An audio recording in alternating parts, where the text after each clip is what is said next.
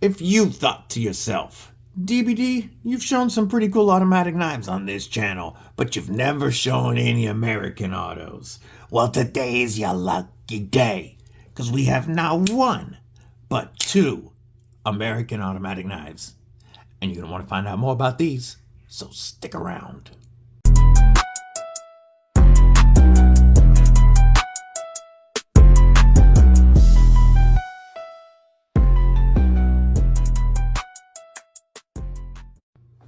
What's up, Kripple Krew? EDC with DBD, disabled but deadly. And that's right, we're going to be looking at two automatics today, so we are going to get right into it. Just do me a quick favor, stab that like button. The Kershaw launch series of knives is an American-made EDC automatic knives. This is the 20th in the series, hence the name Launch 20. They have all been numbered up until the most recent coming soon, Launch Iridium. But the Launch 20 is a 7.2 inch overall length knife with a 3-inch modified Wharncliffe blade of CPM MagnaCut steel with a beautiful satin finish. We have a blade stock thickness of 120 thousandths. We have a handle length of 4.2 inches. And our handle material is aluminum with a clear anodized finish to make it look raw, with beautiful shred carbon fiber inserts. Our overall weight on this over 7-inch knife is only 2.3 ounces, and it is balanced right at that button. It is, as you can see, an automatic knife activated by the switch and locked out by that plunge. You can close it with two hands. It's the safest way. You open it with the button. You can close it one-handed if you know what you're doing, but for safety reasons, of course, I'm not going to recommend that. Our CPM MagnaCut blade is, I think, the perfect steel for an everyday use automatic. CPM MagnaCut is very tough. MagnaCut is also one of the most corrosion resistant steels on the market. So between the MagnaCut and the aluminum handle, you're not going to have to worry about corrosion on this. MagnaCut also takes a very fine edge and holds it for a decent amount of time. It's definitely considered a super steel. And this Kershaw launch gets down to definitely a slicey edge for an automatic knife. Some of the Kershaw launch series are meant to be more tactical. And though this knife could save your life someday, it's definitely not designed as a tactical forward knife. This is meant to be your everyday companion. We've got neutral ergos and a handle that's plenty big enough for my hands, and I wear an extra large size glove. And I've got plenty of room on this handle. We've got some nice usable jimping here if you're doing some slices that you want some strength and control in. This tip is, way it cuts down right here is great place to put your finger in a pinch grip. And this low-tipped modified Wharncliffe is great for utility or precision cuts. The neutral ergos do allow you to turn this around and cut towards you if you're going to cut some straps or something. And if you were using this in a beef jerky defense scenario, in the Avenger grip, I am capped off.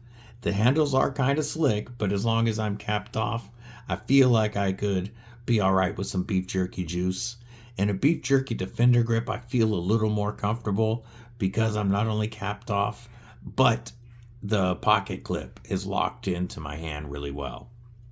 Speaking of pocket clip, we do have a deep carry and reversible pocket clip.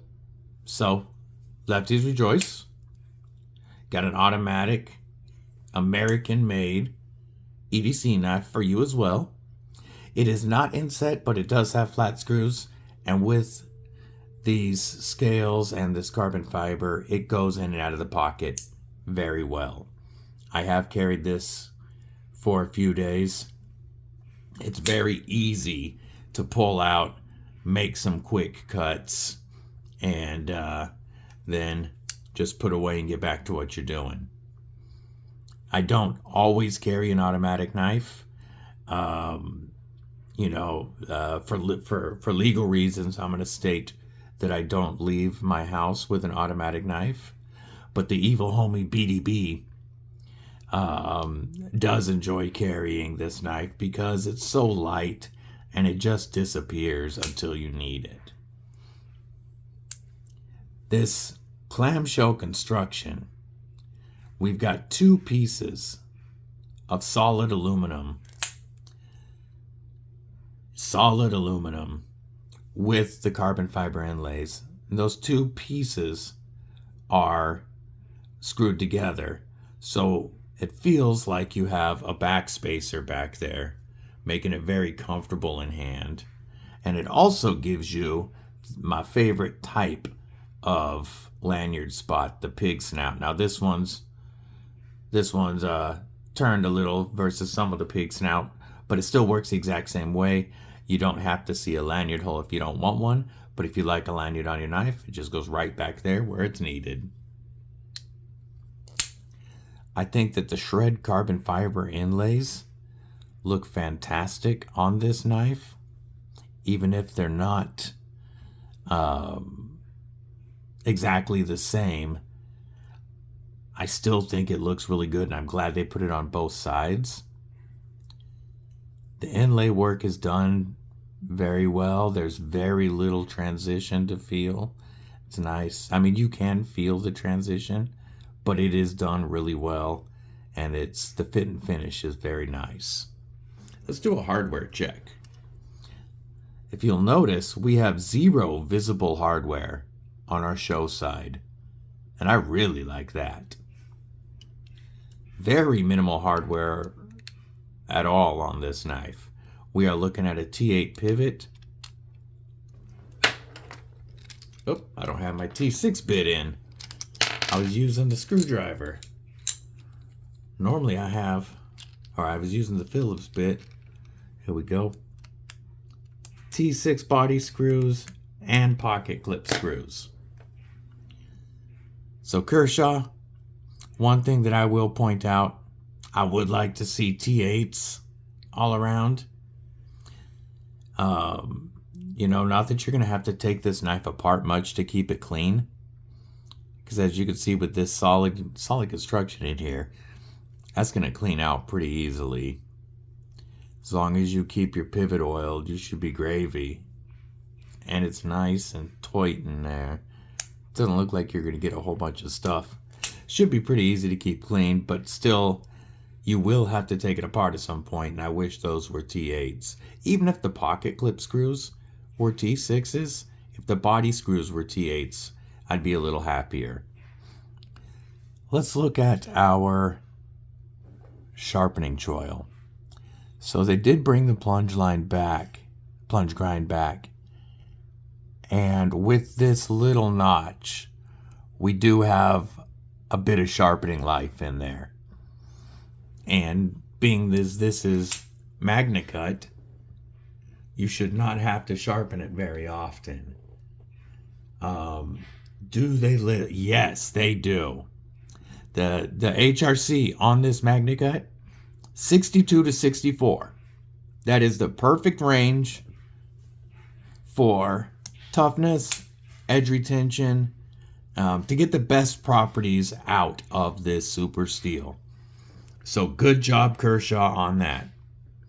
Unlike the next knife we're going to look at, this knife is fully made in the United States with United States parts. These are still very fairly priced. On the website for Kershaw, they're only $199, which for a MagnaCut and aluminum USA made automatic knife that feels this good, I think is a fair price. But that's the retail on Kershaw's site. The link that I will drop below has these for only $159. And at under $160, I think this is a fantastic buy. And after carrying this is one of the launch series that I was most interested in. And I think that I definitely would like to get one of my own now. We're going to look at the next knife, and then we'll do a couple quick size comparisons. So our next knife is the Schrade Uproar. And I am going to give a quick disclaimer. When I call this an American knife, there is a little bit of a caveat. These are assembled in Columbia, Missouri. But they are made with both foreign and domestic parts. They do that so that they can really cut down the price for an American assembled OTF. So, Schrade has really been trying to up their EDC game after being way behind on designs and on steel choices for what I would say is years. They're finally attempting to really upgrade. Their Alpha class is stunning and uses modern super steels.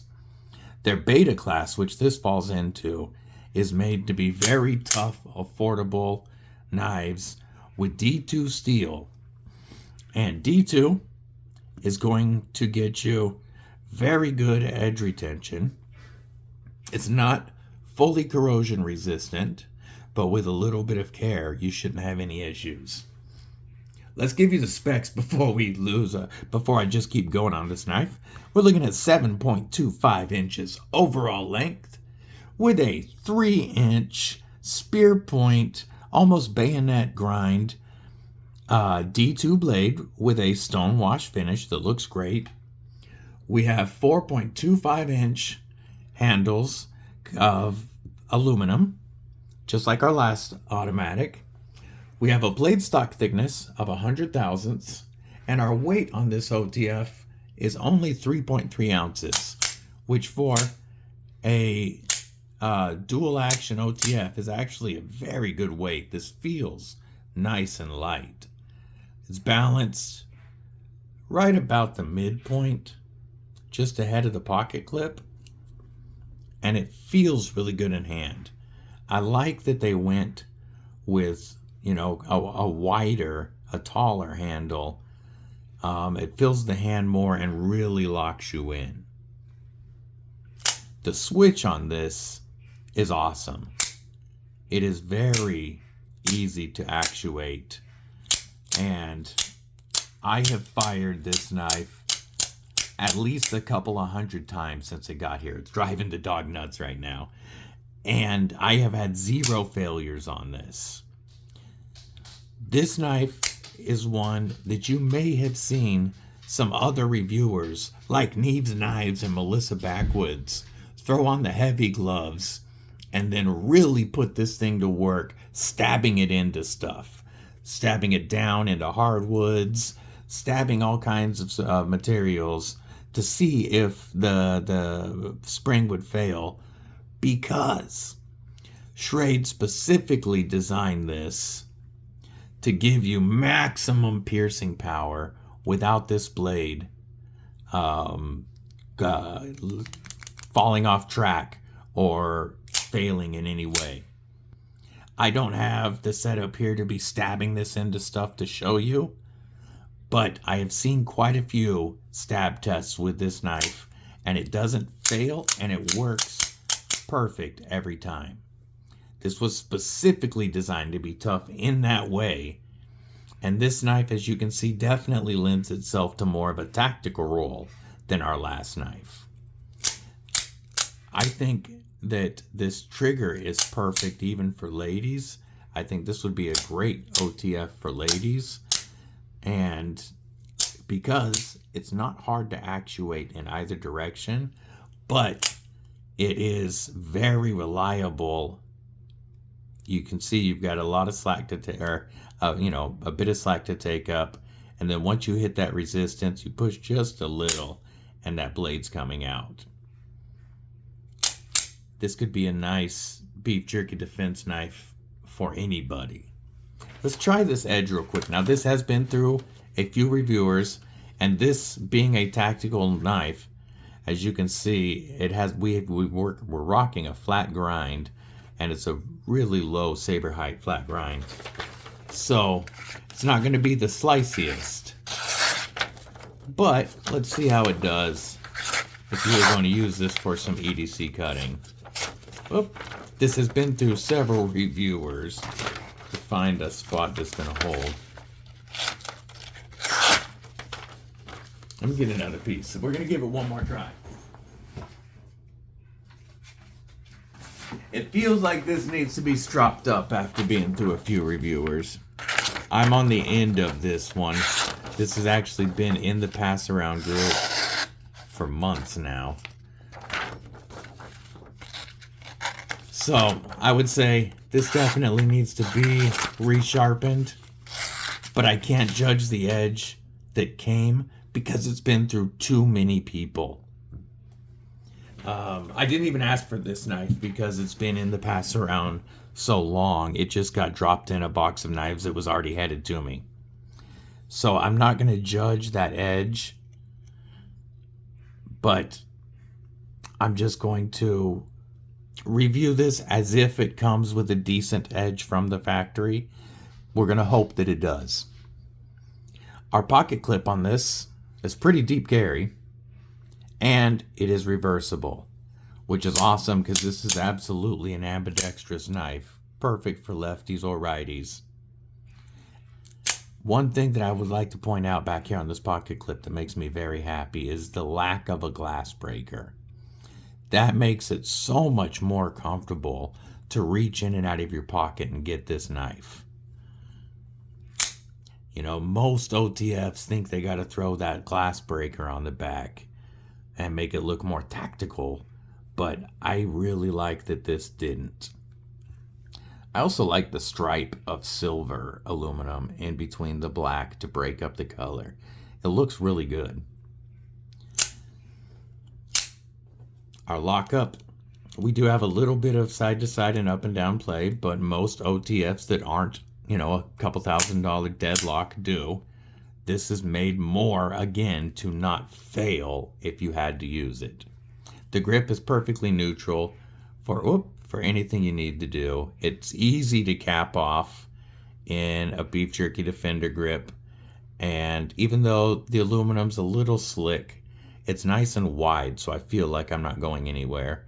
And in a beef jerky defender grip, it's even tighter because of that pocket clip being locked into my hand. So let's get to the price.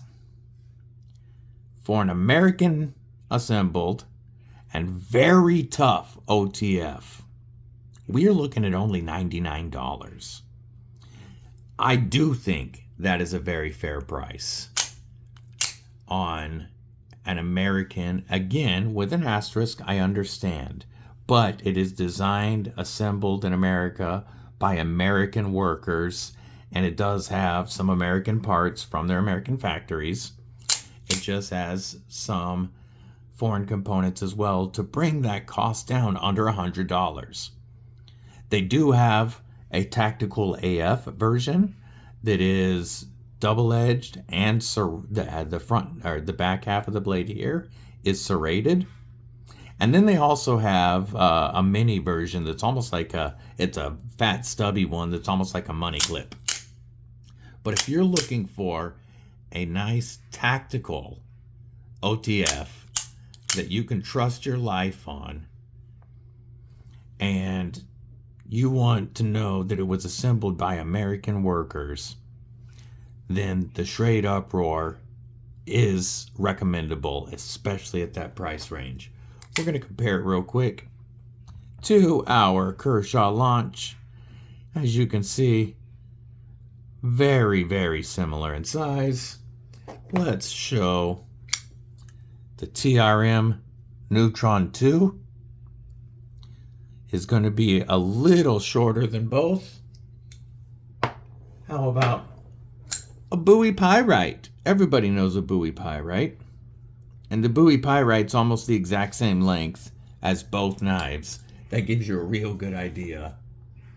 And we will go one mo, gosh dang it. We will show the pickled steel Warhog. And they are about the same size as a pickled steel Warhog. So both are definitely in that really nice full-size EDC range. Not a large knife, but that EDC that's going to fill your hand and be comfortable for a lot of different people. So we're looking at two totally different knives here. One that's made to be your everyday companion and do all of your slicing and cutting tasks. And one that's meant to save your life. Both of which I'm a fan of. Definitely more a fan of the launch. But I think that the Uproar is very nice for the price.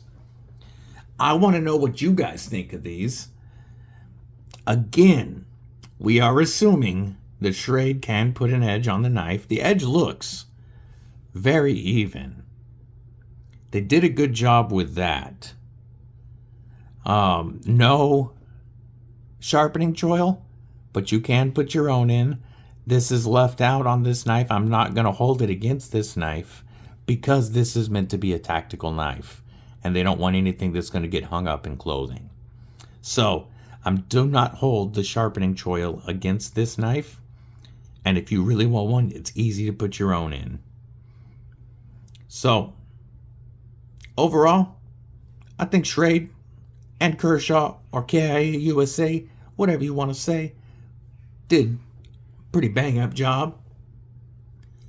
Hope to see y'all tomorrow evening for TNT Thursday Knife Talks with DBD in War Room, 5 p.m. Pacific, 8 p.m. Eastern. Until then, stay safe, stay frosty, most importantly, stay deadly.